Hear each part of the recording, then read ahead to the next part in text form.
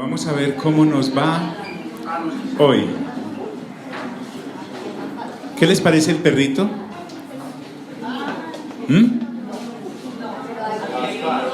¿Cómo? ¿Dónde?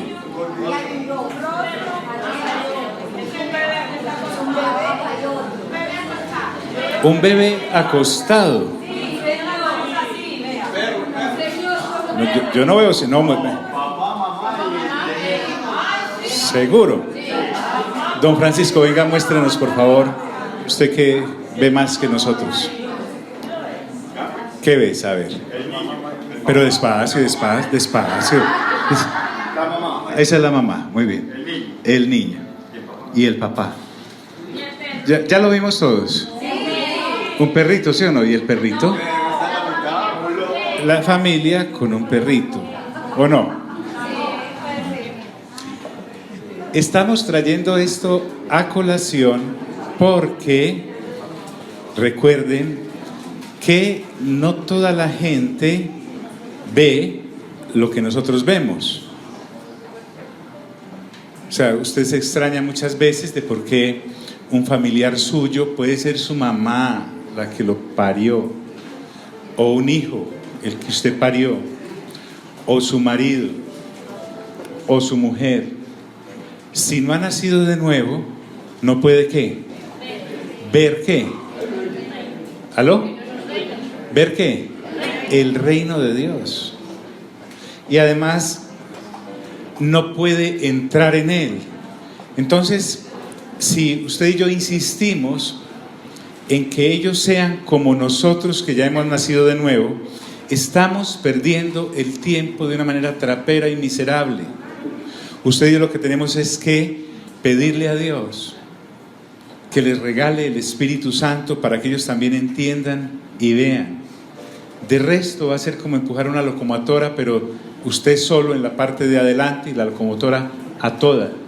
No puede, porque si una persona no nace de nuevo, no puede ver el reino, no puede entrar en él y mucho menos lo puede heredar. No es sino que se acuerde de cuando usted, hermano y hermana, no eran creyentes. Esto le fastidiaba, le chocaba, le molestaba. Y podemos entonces equivocarnos de buena fe, desde luego, pero en vez de acercar a la gente al Señor, la vamos a alejar. Y eso no es lo que queremos. Si alguien nos enseñó a pescar personas para Dios, fue el mismo Señor Jesucristo. Y Él a cada persona le tuvo paciencia. Diga conmigo, paciencia. Le tuvo fe a la misión que el Padre le había enviado a hacer. Así se encontrara con personas como estas. Recuerden, la semana pasada veíamos que después de estar hablando con el Señor acerca de paternidad, el Señor Jesús les demostró por los hechos que ellos estaban anhelando hacer con Él, que era matarlo, que el padre de ellos no era Abraham, porque Abraham jamás intentó matar al Señor Jesús, porque de hecho vimos en Hebreos capítulo 11, del versículo 8 en adelante, cuando este escritor a los hebreos nos relata algunos de los datos acerca de Abraham. Abraham vio al Señor. Abraham tuvo contacto con la persona del Señor Jesús, porque el Señor Jesús no tuvo existencia a partir de haber nacido del vientre de María. No, Él es preexistente porque el Señor Jesús es Dios. Entonces, ante esta aseveración, el Señor Jesús le dice: "Me parece que ustedes son hijos de su padre, ¿el qué?". ¿Qué les dijo? ¿De qué? Del diablo. Uno puede decir, pero ¿cómo así? ¿Yo cómo puedo ser hijo o hija del diablo? Porque mientras no nazcamos de nuevo, así es, y eso le duele a uno. Porque muchas personas tienen religión, muchas personas se consideran buenas, muchas personas se consideran que no han matado a nadie, que no han robado. Usted se sabe el cuento, usted tal vez lo dijo. Pero resulta que nosotros íbamos rumbo al lago de fuego y azufre, no por los pecados que cometíamos, sino por la naturaleza que teníamos. Y es que por solo haber nacido de papá y de mamá, que nacieron caídos, todos los seres humanos después de que el hombre fue expulsado del jardín. Entonces el destino era inexorable. Para eso viene el Señor Jesús. Por eso ya leímos en Juan 3:16, y no nos podemos cansar de repetirlo, que en esta historia que es de ágape, de amor, Dios envió a su Hijo unigénito para que todo aquel que en Él cree no se pierda, sino que tenga ¿qué? Vida eterna, vida eterna. Entonces, nuestro Señor Jesús, que le tiene paciencia a todos los seres humanos hasta su segunda venida, en la primera venida, aunque le insultaron, le vituperaron, le asesinamos, Él insistió hasta el final. Recuérdenlo en la cruz del Calvario.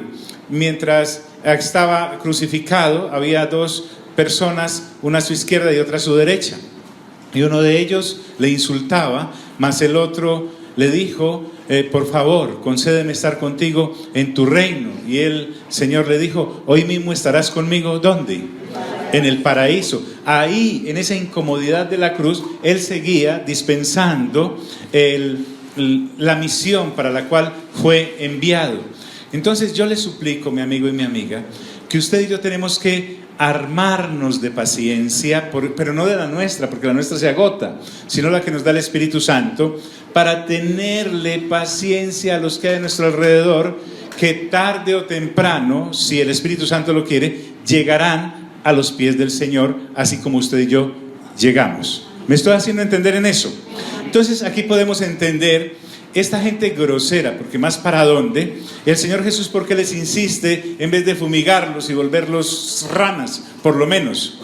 Ante esas aseveraciones, ellos le responden y le dijeron: no decimos bien nosotros que tú eres samaritano. Ya les explicamos que los samaritanos era, decirle a uno samaritano en un insulto. ¿Por qué? Decirle a un judío samaritano, recuerden allá en el capítulo 4, cuando les era necesario ir a Galilea, pero entonces los israelitas, los judíos, en vez de pasar o seguir la línea recta que atravesaba por todo el centro de Samaria, daban una vuelta tremenda. Aquí estaba Samaria y allá estaba Galilea y aquí estaba Jerusalén. En vez de hacer la línea recta, ellos iban hasta el bordear el río Jordán, que quedaba hacia allá, hacían toda esta vuelta y volvían a subir allá donde quedaba Galilea para no pasar por donde los samaritanos. Entonces, cuando le dicen: usted es un samaritano, ellos saben que lo están insultando, y además de samaritano le dicen que estaba endemoniado. ¿Cómo puedo yo acusar de endemoniado al Señor Jesús? ¿Tengo que estar completamente ciego? Cuando rechazo, y volvámoslo acá a 2000 años después, la gente que hay a nuestro alrededor y que todavía no conoce del Señor, se refieren con una ligereza a las cosas de Dios y a Dios mismo, pero entonces lo acusaban de endemoniado. Hágame el favor. Y el Señor Jesús, que venía a representar al Padre, como buen mensajero, Él pasa prácticamente eso por alto y les responde. Aunque el Señor Jesús no tiene la obligación de respondernos absolutamente nada, lo hace. ¡Qué soberanía! Y Él les dice a estos groseros, les dice: yo no tengo demonio y no me van a incomodar por el insulto étnico que me acaban de dar, ni por lo endemoniado que ustedes dicen que estoy. Eso es lo que ustedes piensan. Gracias. Y otra cosa es lo que yo soy. De manera que uno tiene que estar muy seguro en este caminar cristiano de quién es uno y en quién está. Porque cuando la opinión de los demás nos mueve, nos sacan del eje del cual Dios nos quiere, que es representarlo a Él. Y Él les dice: no, yo no tengo demonio, no me incomoda que me insulten, tranquilos.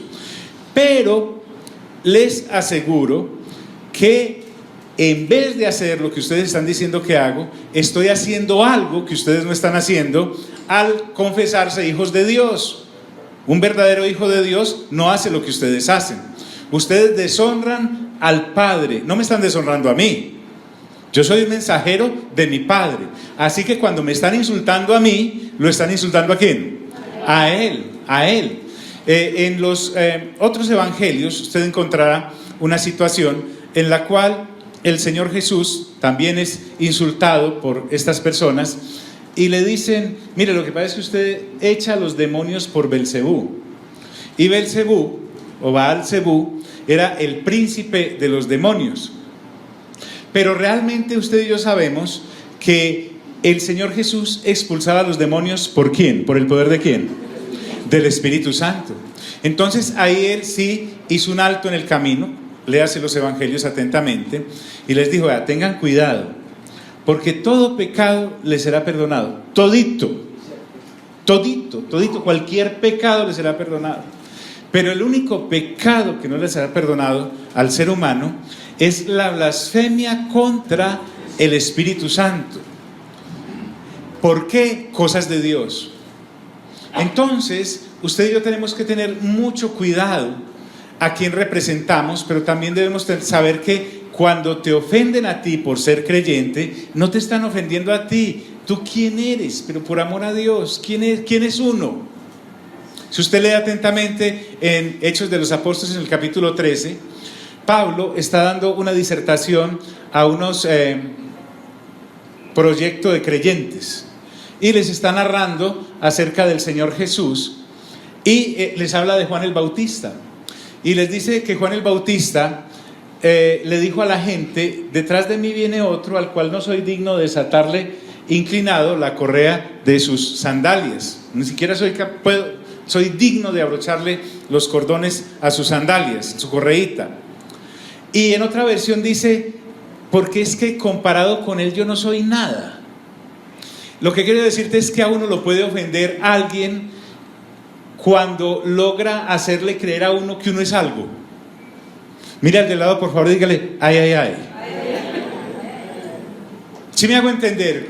Como claro, como anda con ese apellido arriba, con el estrato, que no, yo soy fulano de tal, con lo que estudió, no sabe lo que yo estudié. Y resulta que si el Señor Jesús, que es Dios, no se inmutó, sino que dijo: antes honró ¿a quién? ¿A quién honró? A mi Padre. Entonces tengamos mucho cuidado. Bueno, si alguien viene a usted y lo insulta y le dice la grande, ¿usted qué hace? ¿Usted qué hace? ¿Qué hace? No, dígame la verdad, ¿qué hace? La Biblia dice que si alguien me insulta, yo no debo responderle ¿con qué? Con insultos. Es más, dice que debo orar por mis enemigos para que les vaya bien. No es orar: Señor, ahí están mis enemigos, que caigan en su propia trampa. Señor, que les caiga, no sé, una matera encima mientras caminan. Padre, que por el Espíritu Santo ventee y se los lleve el viento y caigan por allá contra una pared, que los pise No, esas oraciones sicariales delante de Dios no funcionan. Resulta que la Biblia me dice que debo bendecirlos.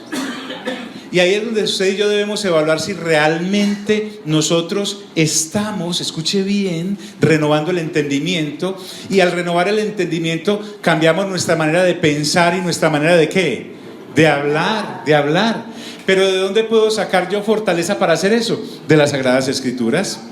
Ya leímos en versículos anteriores que estas personas no podían honrar o reconocer al Señor Jesús porque las Sagradas Escrituras no hallaron cabida en ellos, no tenían tiempo realmente para ellas. Otro ejemplo: usted está en una reunión y alguien cuenta un chiste verde, pero de esos así verdes, Nena Jiménez, terrible. Y usted dice: yo me sé otro, más o menos como por el estilo. Tengamos cuidado, la Biblia dice: pero ¿cómo voy a sacar yo fuerzas para no reírme o por lo menos no hacerle o celebrar algo así si no he leído que las malas conversaciones, no, dice que ninguna palabra deshonesta salga ¿de dónde? De vuestra boca. Vuestra boca. Nosotros ya no estamos en un tiempo como para andar diciendo vulgaridades, palabras soeces. No puede salir de una misma boca agua ¿qué? Dulce y agua ¿qué? Amarga. No. Nosotros representamos ¿a quién? A Dios. Antes honro a mi Padre. ¿Pueden decirme samaritano lo que está diciendo el Señor Jesús? pueden decirme endemoniado, pero yo lo que estoy haciendo es honrando a mi Padre, cosas que ustedes no están haciendo. Además, si me están diciendo endemoniado a mí, que soy el mensajero, le están diciendo endemoniado al que me envió. Antes honro a mi Padre y vosotros me deshonráis. Pero entonces el asunto es que vuelvo al punto, cuando alguien te ofende, recuerden ese otro pasaje, el Señor Jesús decide que Saulo ya va a ser cristiano, viene de matar a Esteban, tiene cartas en su poder, las llevaba ahí en la billetera del sumo sacerdote para llevar presos a los que fueran cristianos, hacerlos blasfemar metiéndolos a las cárceles, los podía matar si quería. Y el Señor Jesús, que es la voz que le habla y la luz que lo derriba, le dice: Saulo, Saulo, ¿por qué me qué? Dígalo, ¿por qué me qué? Disculpe, en ese momento el Señor Jesús, geográficamente hablando, ¿dónde está? En el tercer cielo, sentado a la diestra ¿de quién? Del Padre. Y no fue que se equivocó, no es cuestión de semántica. Realmente el Señor Jesús le dice: Saulo, Saulo, ¿por qué me qué? Pero ¿a quiénes estaba persiguiendo Saulo? A los discípulos, a los creyentes. De manera que cuando alguien se mete contigo, no importa que te maten. A Esteban lo mataron en el capítulo anterior, de Hechos capítulo 9, en el 8 lo mataron, o en el 7 al final. Entonces lo que quiero decirte es que no importa si logran su objetivo, que es matarte o herirte o dañarte, el asunto es que están persiguiendo ¿a quién? Al Señor, porque el Señor es el que tú representas, Él es en quien tú crees y Él además te compró con su sangre preciosa para el Padre. Entonces el asunto es que no somos nosotros únicamente en este caminar a los que deshonran, es que es al mismo Señor el que representamos. Y Él entonces, en vez de enfrascarse en una pelea insípida con ellos, sin que no lleva a ningún lado, empieza a explicar que el asunto es de gloria y les dice: pero saben, yo no busco mi gloria. Si yo buscara mi gloria, es lo que quiere decir el Señor Jesús, los enfrento y van a ver en qué quedan. Porque es que aunque parezco solo, yo no estoy solo. Allá en uno de los capítulos finales de este mismo evangelio vamos a encontrar, cuando vienen a apresarlo, que Él está con los discípulos, Judas le entrega besándolo. Entonces Pedro toma su espada y le corta la oreja a uno de los criados del sumo sacerdote. El Señor Jesús se la coloca y le dice: guarda tu espada, porque a propósito dice la Escritura que el que a espada mata, ¿qué? A espada muere. Y le pegó la orejita. Y además le dijo: ¿no crees que yo podría orar a mi Padre para que me enviara legiones de ángeles para defenderme de este momento? Pero es que no estoy solo. El Señor Jesús nunca estuvo solo y además no necesita quien lo defienda, porque resulta que el reino de Él no se defiende o no hace lo que se hace en este mundo para defenderse. Entonces el asunto es que como está buscando la gloria del Padre, el Padre es quien lo debe ¿qué? Defender. Miren el problema acá, parece nimio pero realmente tiene grueso calibre. ¿Por qué? Porque resulta que si yo soy consciente de que soy hijo de ¿quién? Es porque el Señor Jesús me compró con su ¿qué? Con su sangre. ¿Soy propiedad entonces de quién? Mía, de mi marido, de mi mujer, de mis hijos, que hartos, ¿sí o no? ¿Soy propiedad de quién? De Dios. Por lo tanto, si soy propiedad de Dios, ¿quién tiene que defenderme? Dios. El asunto es que si yo me defiendo, Dios da un paso atrás, porque dice: no, este todavía puede defenderse el mismo, vaya, pelee usted solito. Y evito que Dios haga su obra perfecta en el cuartico de hora que me corresponde vivir a mí, en el cuadrito, en la baldosa de existencia en la que me ha tocado representarlo. Mira al de lado, dígale: ay, ay, ay. Entonces no es que nosotros no nos defendamos porque seamos pusilánimes o cobardes, sino porque tenemos quien nos defienda. Entonces el asunto, si alguien desprevenido lee la Escritura, así sea creyente pero carnal, y mira, pero Dios, después de semejante sermón que Esteban se lanza, que podríamos resumir en ese, se podría perder gran parte del Antiguo Testamento y con lo que Esteban dice en el capítulo 6 y 7 de Hechos sería suficiente para reconstruir kilómetros de lo que el Antiguo Testamento dice. Después de que lo representa de esa manera, lo deja matar. Es que nosotros ya no podemos seguir mirando la vida como la mirábamos antes de nacer de nuevo. A tal punto que Esteban, que sí sabe de qué estaba hablando y en quién estaba creyendo, él cuando está a punto de ser apedreado, recuerden que se abrió ¿qué? Se abrió el cielo. Y él dijo: veo al Señor Jesús a la diestra ¿de quién? Del Padre. Y en este momento que Esteban podía orar, si Esteban fuera un hombre no en comunión con Dios, hubiera dicho: pues Señor, me va a dejar matar, porque no hace que queden ciegos por lo menos estos que me están tirando piedra para que no me peguen ni una sola mientras yo corro. No, Esteban llega y tiene la misma actitud que el Señor Jesús en la cruz, porque además le dice al Padre y le dice al Señor Jesús: no les tenga en cuenta que este pecado. ¿Quién dijo esas mismas palabras y dónde? El Señor Jesús. ¿Dónde? En la cruz, porque Esteban ya entendía que la muerte no tendría ningún poder sobre él. Así que créanme, uno se muere cuando Dios quiera, no cuando la gente quiere. Entonces, por eso él dice: yo no busco mi gloria. El asunto acá es la gloria de quien busco yo. ¿Seguro? Evalúe. Pues la pregunta es: ¿evalúe su vida? Porque de acuerdo a lo que usted el tiempo le dedique, esa es la gloria que busca.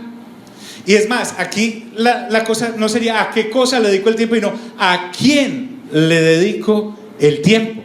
Porque realmente, recuerden que venimos hablando que nosotros no somos gente ocupada que sacamos tiempo para las cosas de Dios y para Dios mismo.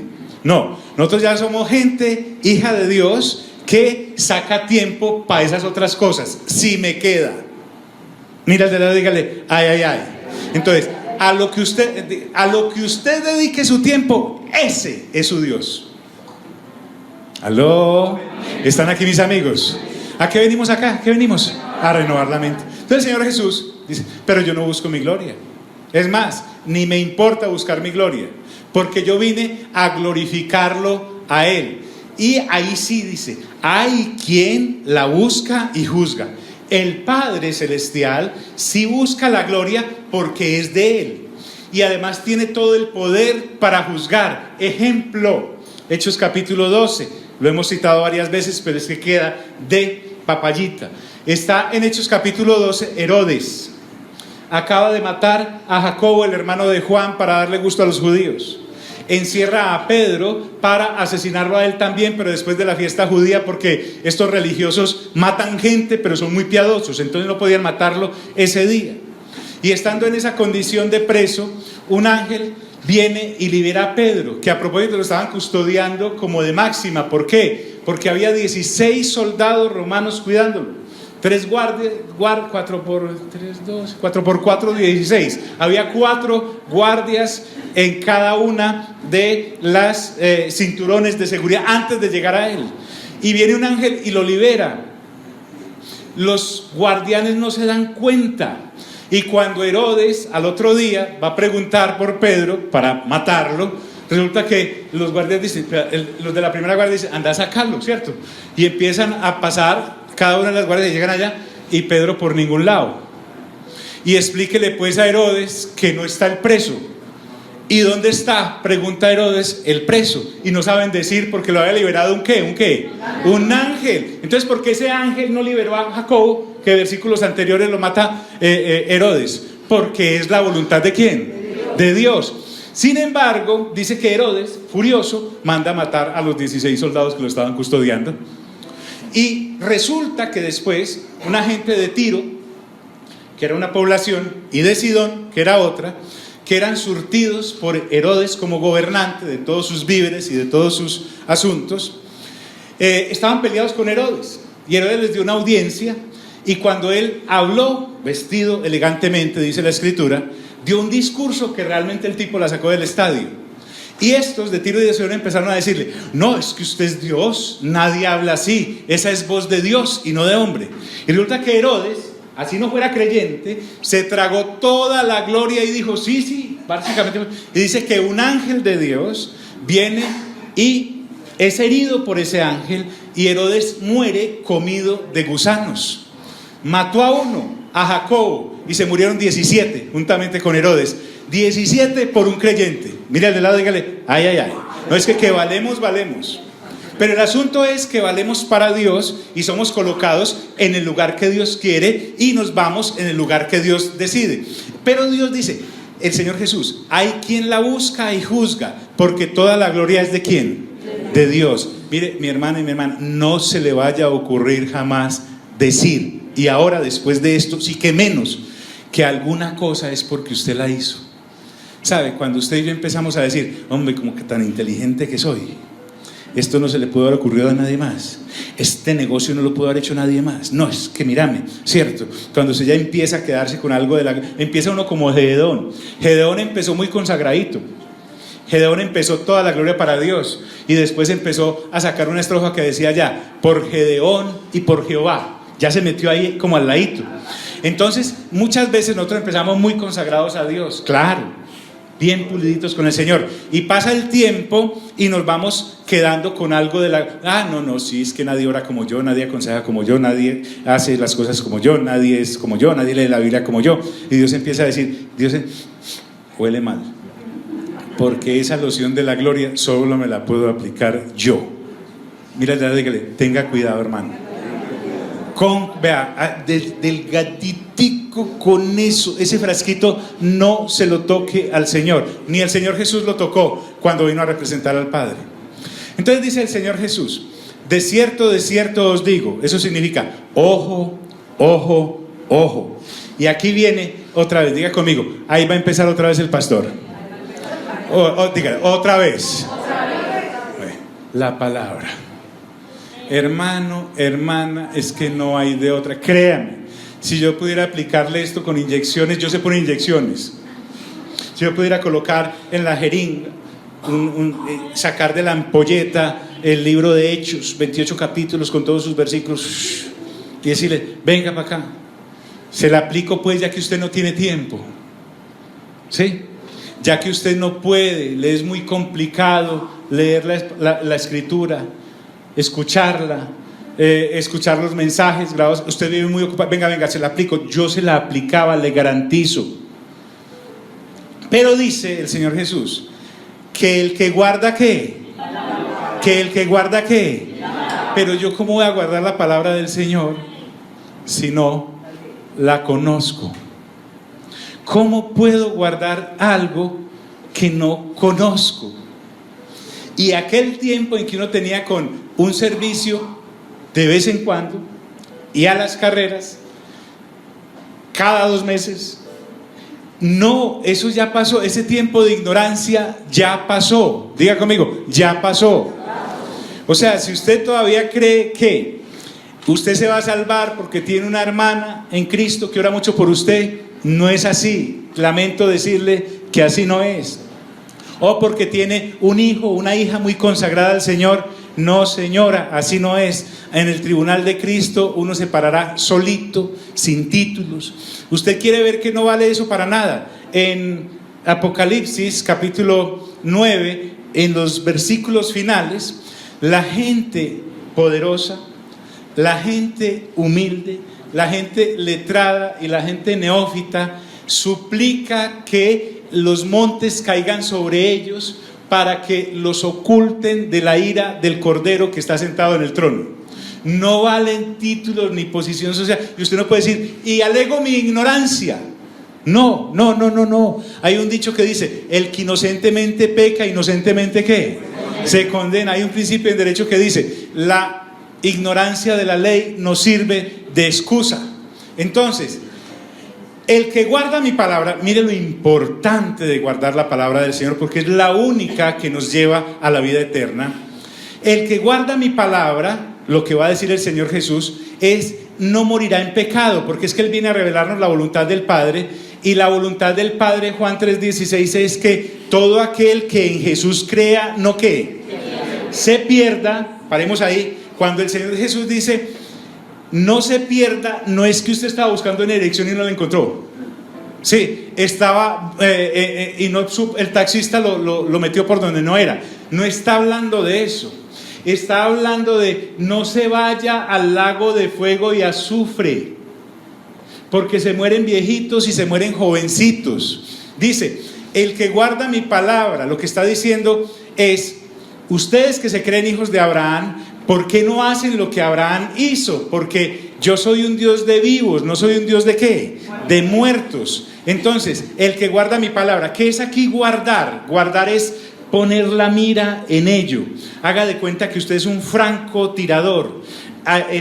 Colocó la mira, la enfocó bien y usted, ese es su blanco, usted está apuntando allá. Estamos hablando de el francotirador que de manera selecta fija la mirada en su blanco y va a disparar con mucha responsabilidad y prudencia. No estamos hablando del tipo de la metralleta que saca a ver a qué le da. No, es que usted se concentró de tal manera. Guardar mi palabra es poner la mira en Dios, es poner la mira en el Señor mismo. Como dice 1 Juan 2:6, es caminar como Él anduvo. Dice, el que dice que permanece en Jesús debe andar como Él anduvo. Eso es poner la mira. ¿Me estoy haciendo entender, amigos? Entonces, el que guarda mi palabra, mire lo que ofrece el Señor Jesús. Recuerden que Él no está regañando a nadie, lo que pasa es que yo me agito mucho. Dice, que el que guarda mi palabra, nunca, diga conmigo, nunca. ¿Sabe qué quiere decir nunca? Que nunca, jamás. Nunca verá ¿qué? La muerte. Yo soy el Dios de la vida. Yo soy el que da la vida eterna. Eso es lo que está diciendo el Señor Jesús. Yo estoy aquí para evitar que ustedes, imaginémoslo hace 2000 años, diciéndole a estos que le acaban de decir endemoniado y samaritano, yo vengo aquí es para que se salven, no vengo aquí a pelear con ustedes. Necesito que se enfoquen en mi palabra. Y ahora usted va a encontrar lo que es no estar listo para la vida eterna. Miren lo que esta gente le responde. Entonces los judíos le dijeron, ahora conocemos que tienes demonio. O sea, si hace 2 versículos pensábamos que estábamos endemoniados, usted los tiene todos.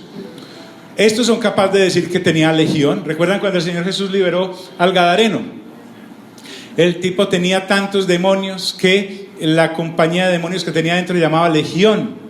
Una legión equivalía a una cuadrilla enorme de soldados, porque ellos hablaban en términos romanos. Entonces los judíos le dijeron, ahora conocemos que tienes demonio. Pero recuerden, el Señor Jesús no estaba representando a quién, a Él mismo, sino a quién, al Padre. Recuerden, no responda a insultos, no vote corriente. Es que me dijeron muy feo y entonces yo respondí, hermano, recuerde que usted no está representando a usted mismo. Es que no fui capaz de aguantar y yo como soy de chispita, mariposa. Hermana, usted ni es una mariposa ni es una chispita. Usted es una hija de Dios y está representando ¿a quién? A Dios. Es que mi marido me habló muy duro y puedo llevar acá la mano y mírelo, ahí está. No, usted ya tiene quien la defienda. ¿Aló? Entonces los judíos le dijeron, ahora conocemos que tiene demonio. Y miren el argumento de esta gente. Abraham murió y los profetas. Obvio. El Señor Jesús acaba de decir que no verá la muerte jamás, pero Él no se está refiriendo a la muerte física. Por eso, para entender en esto tenemos que nacer de nuevo. ¿Usted ha visto la actitud de las personas en los velorios? Usted sabe de una si esa persona ya nació de nuevo o no. No el que se murió, sino los que quedaron. Estoy hablando de los que quedamos. O si se dice creyente, usted sabe si esa personita ha renovado el entendimiento o no. Porque la gran mayoría de cosas que decimos, ¿cómo era de bueno?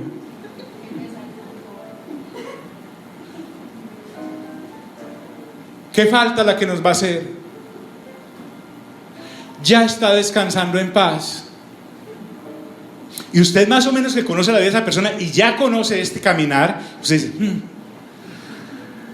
usted que ya sabe que existe el lago de fuego de azufre y existe la Nueva Jerusalén, y quiénes van al lago de fuego de azufre y quiénes van a la Nueva Jerusalén, usted lo único que puede hacer por prudencia es quedarse callado o callada.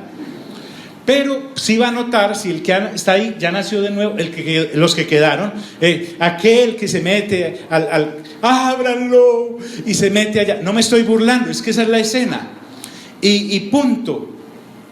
Entonces esto dice, Abraham murió y los profetas. Ellos hablaban de la muerte biológica de Abraham y de los profetas, pero el Señor Jesús estaba hablando de la vida ¿qué? Eterna, eterna. Recuerden, el Señor Jesús una vez dijo, Dios es un Dios de vivos y no es un Dios de ¿qué? De muertos. Y tú dices, porque ellos se creían sabios en la palabra de Dios, el que guarda mi palabra nunca sufrirá muerte. Tergiversaban las cosas. Y aquí viene, ¿eres tú acaso mayor que nuestro padre Abraham, el cual ¿qué? Murió? Ellos no entendían que el Señor Jesús, pues sí, estaba en ese cuerpo de 30 años, que había nacido de María, que estaba ahí con ellos, pero no entendían una cosa que llama la preexistencia. Diga conmigo, preexistencia. La gran ventaja de estar con Dios es que nosotros no estamos en manos de un aparecido, estamos en manos de Dios. Dios, que fue el que hizo todas las cosas, por medio del Señor Jesús, el Padre hizo todas las cosas, Colosenses capítulo 1. De manera que el Señor Jesús, que es Dios, se hace hombre y está ahí para decirnos y darnos la invitación a la vida eterna. Por eso te digo, mira, muy bonito todo esto que estamos haciendo, pero esto es un desatraso, porque estamos hablando de la primera venida del Señor, que fue hace 2000 años. En la primera venida del Señor, que fue hace 2000 años, Él vino a hacer el pacto, el nuevo pacto, y hacer el voto de gracia de parte del Padre para reconciliar a la humanidad con la eternidad a través de el Señor Jesús. Pero eso ya pasó, diga conmigo, ya pasó. O sea, nosotros aquí no estamos peleando por ser salvos, ya lo somos. Lo que nosotros estamos enfocados es en el retorno ¿de quién? Del Señor Jesús, o sea, de su segunda venida. Aquel cristiano que todavía está enfocado en la primera venida, y el Señor fue a la cruz del Calvario, y el Señor derramó la sangre por tus pecados, y el Señor resucitó entre los muertos, y el Señor fue sepultado y se levantó al tercer día, y al Señor lo crucificaron, lo clavaron, y al Señor le abrieron el costado, y al Señor le arrancaron la barba, y al Señor le colocaron una corona de espinas, y al Señor le hicieron cargar la cruz y no pudo con ella, entonces me enviaron a otro con la cruz allá, y al Señor lo insultaron, y al Señor le pegaron, y al Señor lo azotaron. Eso es verdad, pero ya ¿qué? Pasó. Ahora estamos enfocados es en el retorno del Señor. No debemos dejar de anunciar eso, pues porque esa es la entrada, pero realmente nosotros ya estamos adentro y estamos disfrutando de lo que es el reino de Dios y su justicia, y estamos viviendo en ello. ¿Aló? O sea, como dice Hebreos, si yo todavía ando peleando si la gente se bautiza o no, si se pueden imponer las manos o no, si hay vida eterna o no hay vida eterna, si hay juicio eterno o no hay juicio eterno, si debo, hermanos, eso se llaman ¿cómo es que los llama? Rudimentos. Gracias. Diga conmigo, rudimentos. O sea, es lo que uno echa para construir encima. Y hay gente que se pasa la vida hablando de esas 6 cositas que dice Hebreos capítulo 5 y 6, y de él, y se les vuelve eso como un cucarrón en un tarro. Entonces siempre le hablamos a la gente de lo mismo. Eso es bueno, es fundamental, y lo volveremos a hacer si es necesario, pues, dice el escritor a los Hebreos. Pero lo importante es que avancemos en el conocimiento de la gloria de Dios. ¿Aló, amigos? ¿Eres tú acaso mayor que nuestro padre Abraham, el cual murió? Y dicen, y los profetas murieron, y le dicen, ¿quién te haces a ti mismo? ¿Qué te crees? El Señor Jesús entonces tiene que bajarse a cartilla de coquito, saca la plastilina. Él en su generosidad les explica a estos hombres de hace 2000 años lo siguiente, y les dice, hombre, si yo me glorifico a mí mismo, y ya les dije que la gloria es del Padre, mi gloria nada es, no me estoy glorificando a mí, mi Padre es el que me glorifica. Dios es el único que tiene la gloria y es el único que decide con quién compartirla. Escuche bien esto.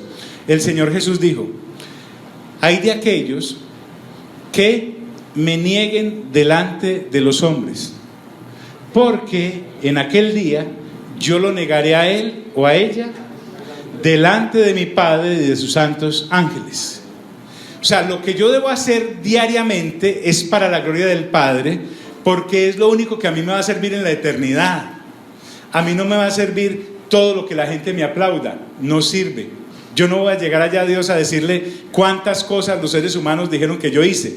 A mí lo que me debe interesar es el juicio con el que el Padre me evalúe, porque Dios es el único que sabe si estuve trabajando para la gloria de Él o para la mía. Por eso te decía ahora cuando me dijiste, estoy trabajando para la gloria del Padre. Yo te digo y me digo, evaluemos. Evaluemos, porque podemos estar perdiendo el tiempo sin darnos cuenta. Y el tiempo es muy cortico. Usted me dirá, pero es que yo estoy muy joven y en mi familia todos han vivido hasta los 80. Ya puedo vivir hasta los 100, eso es muy poquito. El asunto es que en el momento yo voy a decidir si realmente conscientemente estoy viviendo para la gloria del Padre o para mi propia gloria. Mi Padre es el que me glorifica. Mejor dicho, a mí el único aplauso que me interesa es el del Señor. Y punto. Es el único que me debe interesar. Pero qué triste que nosotros, por agradar a los hombres, le damos la espalda a Dios. Es el más craso error de la humanidad caída y es el peor error del cristiano que todavía no ha renovado su mente, porque vive para la gloria de él y de los demás, sin darse cuenta que la única gloria que hay que dar con nuestras vidas es la gloria ¿a quién? Al Padre, nada más. Entonces, mi Padre es el que me glorifica. El que vosotros decís que es vuestro Dios, porque el Señor Jesús pues paciente, pero también se las tiraba, dice, el que vosotros decís que es vuestro Dios. Ustedes dicen que creen en Dios, pero no le creen a Dios. Explicación: cuando uno no ha nacido de nuevo, uno cree en Dios. Los borrachos creen en Dios. Tienen un dicho: Dios cuida a los gays, a los borrachos, ¿sí o no? El asesino cree en Dios. Él va a algunas catedrales y antes de hacer el trabajo se encomienda a Dios para que le afine bien la puntería, ¿o no? El narcotraficante cree en Dios, va y le dice, si corono, le mando a pintar la fachada al templo, y eso lo han pintado como 10 o 15 veces ya. Todas esas cosas que les estoy diciendo, ¿sí? El chismoso cree mucho en Dios, porque del único que no habla es del mismo. Si se descuida termina hablando del mismo, pero él dice que no, él cree mucho en Dios. Esa gente cree en Dios, claro. El problema es que no le cree nada a Dios. Cuando dice no matarás, o cuando dice no le harás daño a tu prójimo, o cuando dice no beberás hasta morirte como si fueras un alambique. Pero cuando ya nazco de nuevo, empiezo la otra etapa, a creerle a Dios. Y para creerle a Dios hay que conocer su ¿qué? Su palabra. Si no conozco la palabra, no sé qué es lo que a Dios le agrada. Entonces tenemos mucha gente religiosa que no ha nacido de nuevo, que cree mucho en Dios, pero no le cree nada a Dios. Por ejemplo, creen que no hay resurrección. Estos fulanos no creían en la resurrección. Seguramente eran de la corriente de los saduceos, porque los saduceos no creían que los muertos resucitaban. Y efectivamente por eso dicen, Abraham murió, y por eso dicen, los profetas murieron, pero están hablando con el Señor, que es el que los tiene vivos al otro lado. Disculpe, es que no nos igualemos tanto. El Señor Jesús, que está ahí hablando con ellos y que está hablando ahora con nosotros por el pasaje, Él conoce lo que hay al lado de allá y lo que hay al lado de acá. El Señor Jesús viene de hablar con Abraham, Isaac, Jacob, los profetas, hasta Malaquías, pues. Su diario dialogar con ellos se expresa en las Sagradas Escrituras. Por eso Él dice, yo soy un Dios ¿de qué? De vivos, no soy un Dios ¿de qué? De muertos. Ese es el otro crimen que cometemos. El que cree mucho en Dios dice, ay no, me morí y voy a descansar. Disculpa, así no es. Ahí es que empieza la cosa. Y eso de descansar, por fin reposó en paz. En paz.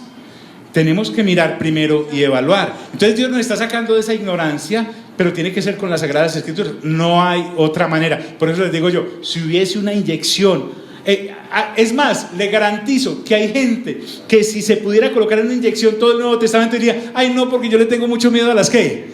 A las inyecciones. No lo tienen crema. Entonces, y Él les dice, pero vosotros no ¿qué? Uno tiene que ser no diplomático, sino muy amoroso, porque hay gente que cree que sabe de Dios. Pero a estas personas, usted con mucho amor debe decirle, ustedes de Dios no conocen nada. Y no estamos chicaneando de versículos ni de capítulos, no. Necesitamos sacarlos de esa ignorancia porque van derecho para el infierno. Sin Cristo no se puede conocer al Padre. Es que todos los caminos conducen a Dios. Sorry, lo lamento, así no es.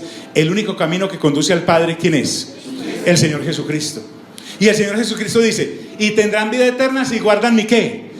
Mi palabra. Entonces hay canales de comunicación con el Padre y el Señor Jesús nos viene a explicar cuáles son. Pero vosotros no le conocéis. Y les dice: mas yo le conozco, eternamente he estado con mi Padre, y si dijere que no le conozco como ustedes pretenden, yo no puedo decir eso, porque yo no soy ¿qué? Mentiroso. Sería mentiroso como vosotros, porque recuerden que ya vimos, me hacía alguien la observación y la recibo, que a veces me dedico mucho tiempo del siguiente mensaje recordando lo que hablamos en el mensaje anterior, pero es que yo no lo hago por ustedes, que sé que son personas que leen 9 capítulos diarios, es lo mínimo que leen. Yo sé que hay personas de 50, de 60, de 80 capítulos diarios. Estoy hablándolos porque lo que lleguen a escuchar esta grabación.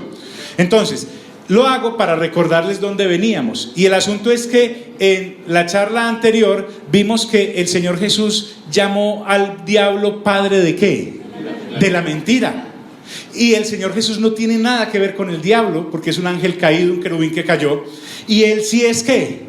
Mentiroso. Vea, el diablo es tan mentiroso como las propagandas de aquellos compañías que venden licor. ¿Usted ha visto las campañas de licoreras? Sacan una pelada toda bonita, con diseño de sonrisa, al lado un señor con cuadritos, ¿cierto? Bien, todo caballeroso. Nunca muestran un borracho vomitando, o una señora que se embriagó y se estrelló contra ese autobús escolar y mató 50 niños. Nunca muestran la cirrosis comiéndosele. ¿Qué es lo que él come? El hígado. ¿Vio? Entonces nunca muestran, o el hígado ahí al lado de la botella, y este hígado es producto de este. No. Así es el diablo de mentiroso. Diga conmigo, mentiroso. Pero el Señor Jesús no puede decir mentiras. Y el asunto es que la Biblia es como un espejo. Usted se despierta en las mañanas toda bonita según usted, y se asoma al espejo y le dice: espejito, espejito, dime quién es la más bonita. Y el espejito le dice: ahora pues los ojitos. Y le empieza a decir: vea, ese puntico aquí, mire el puntico aquí, mire. No. ¿Ves? La Biblia es así. Usted va a la Biblia y dice: Biblicita, dime si soy tan bonito. Y la Biblia dice: ahora pues los ojitos. Y empieza a decirle. Porque el que te dice mentiras es Satanás. El Señor Jesús nunca te va a decir mentiras, porque si quisiera decirlas no puede. Él empieza a decir una mentira, no sabe cómo, él no sabe cómo, no hizo curso de mentiras, porque él es el camino, él es ¿qué? La verdad. ¿Y qué es? La vida. Sería mentiroso como vos. Ustedes sí son mentirosos, yo no puedo mentir. Así que yo le conozco y guardo su ¿qué? Su palabra, lo represento, estoy aquí obedeciéndole. Entonces, ahí es donde viene. Miren, amigos y amigas, o no sé cómo quedaremos después de esto, amigos y amigas por ahora. El asunto es, mi hermano, que si usted lee 9 capítulos diarios del Nuevo Testamento, se lo habrá leído una vez en el mes. Una vez en el mes. Y con leer el Nuevo Testamento una vez no tiene. De manera que eso se convirtió en un hábito para nosotros, como el respirar. Si yo digo: ya respiré del 1 al 10 del mes, no va a respirar del 10 al 20. No aguanta 5 minutos, por mucha apnea que tenga. Tiene que volver a ¿qué? A respirar para poder ¿qué? Vivir. Nosotros, cuando tomamos la sana costumbre, porque hay costumbres sanas, de leer juiciosamente las Sagradas Escrituras, usted deja de leer sus capitulitos un día y se siente desnudo, hermano. Se siente como si hubiera salido sin pantalones a la calle, algo le falta. ¿Por qué? Porque es como dejar de respirar. Hay muchos hermanos y hermanas guapísimas, se aguantan sin respirar la palabra de Dios meses. Es más, andan con una pipetica ahí, como, ¿ha visto las personas que sufren de alguna situación en los pulmoncitos y andan con una pipeta? Quítele la pipeta, y empiezan a cansarse.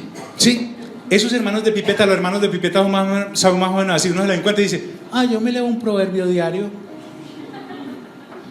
y un salmo, porque me encantan los salmos. ¿Cuántos salmos pues tiene el libro de Salmos?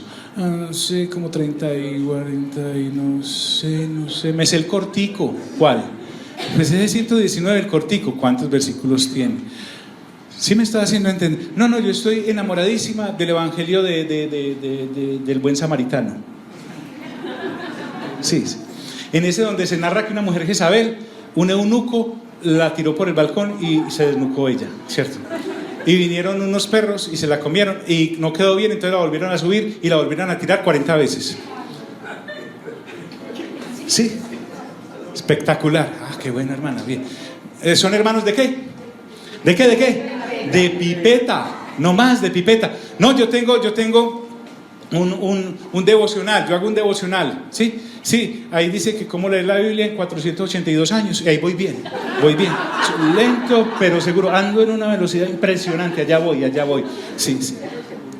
Hermanos de pipeta, no, pero le conozco, y miren, si es el Señor Jesús, dice, y guardo su ¿qué?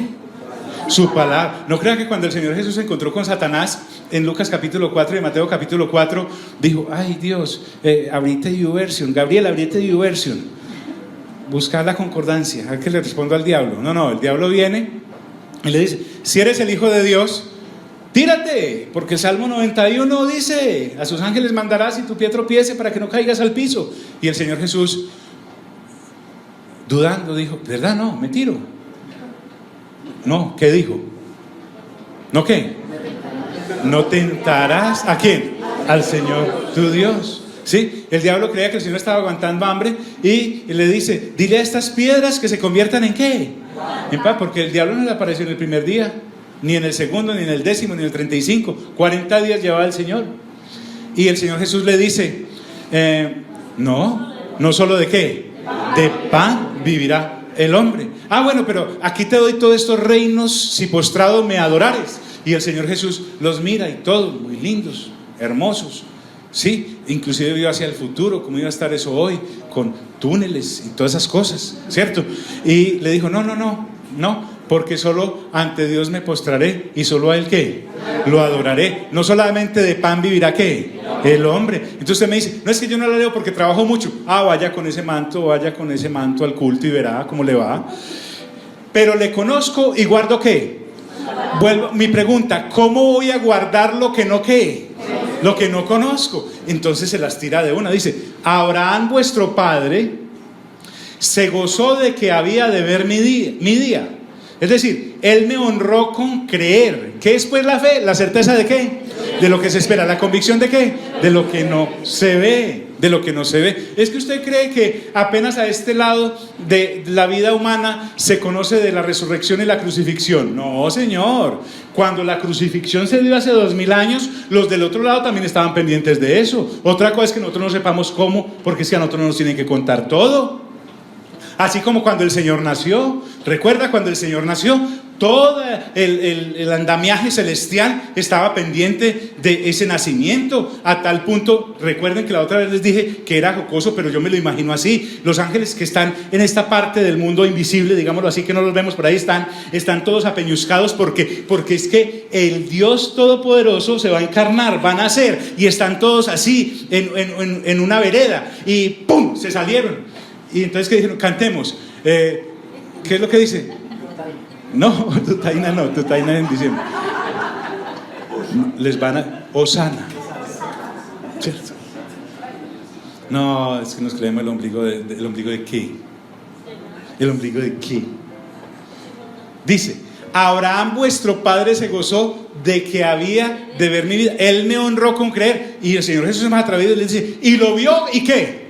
Y se gozó. Históricamente lo que está diciendo el Señor Jesús es, le cumplí a Abraham con lo que le prometí. Aquí estoy hecho hombre, y en lo eterno Él está conmigo, está sentado conmigo. ¿Por qué? Porque para ustedes todo está en pasado, presente y futuro. Pero disculpe, hay una aplicación que se llama el eterno presente de Dios.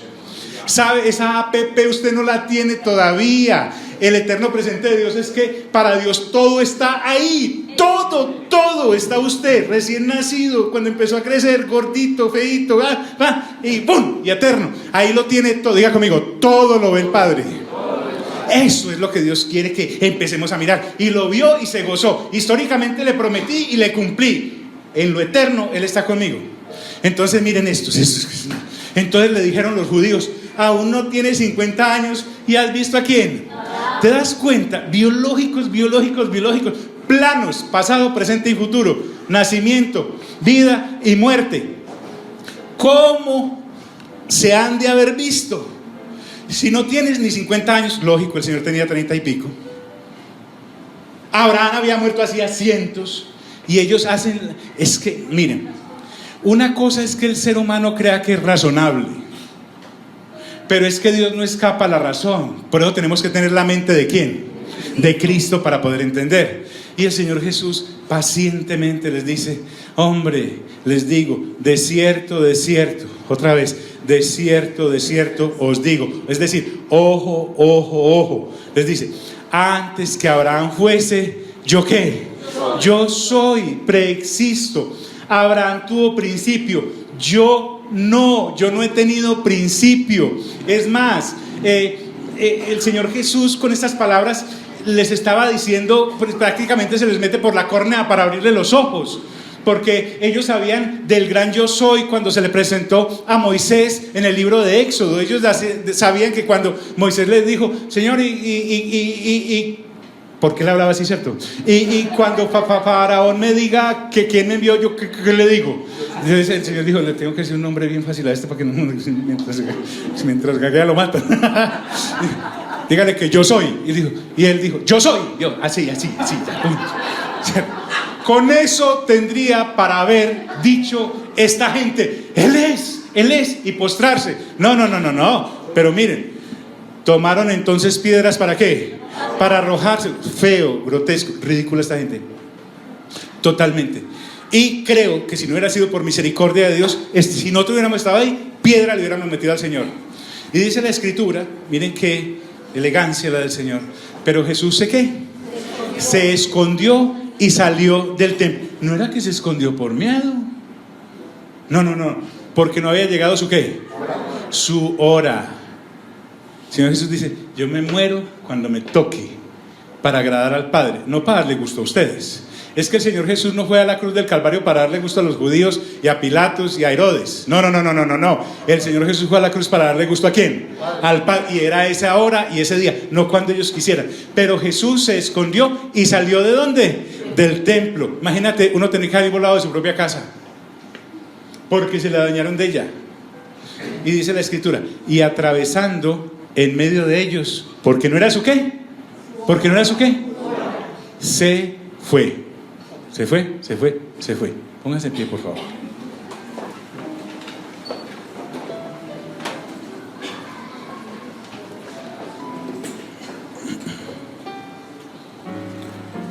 Disculpe mi hermano y mi hermana, pero yo no quiero que el Señor se me vaya. Yo quiero que cuando el Señor diga: hombre, ¿dónde me voy a tomar un tintico? Diga: voy a ir a la casa de John. No hacen el mejor tinto, pero él sí es una buena compañía. ¿Sí o no? Era como cuando el Señor Jesús pensaba: quiero un sancocho. Y decía: ¿dónde? Pues donde Lázaro. Sí, y allá caía. Era como cuando el Señor decía: quiero un vinito. Dijo: una boda. Y se fue para allá, donde esa señora que se casó en Caná de Galilea. Era como cuando el Señor Jesús quería un pescadito con miel. Iba donde sus discípulos y comía con ellos. En esa tónica estoy. Yo le sugeriría que usted se metiera en esa misma, de manera que cuando Dios quiera pasar algún tiempo con alguien, diga: me voy para donde me quieren, no donde no me quieren. Porque dice que se les fue del mismo templo.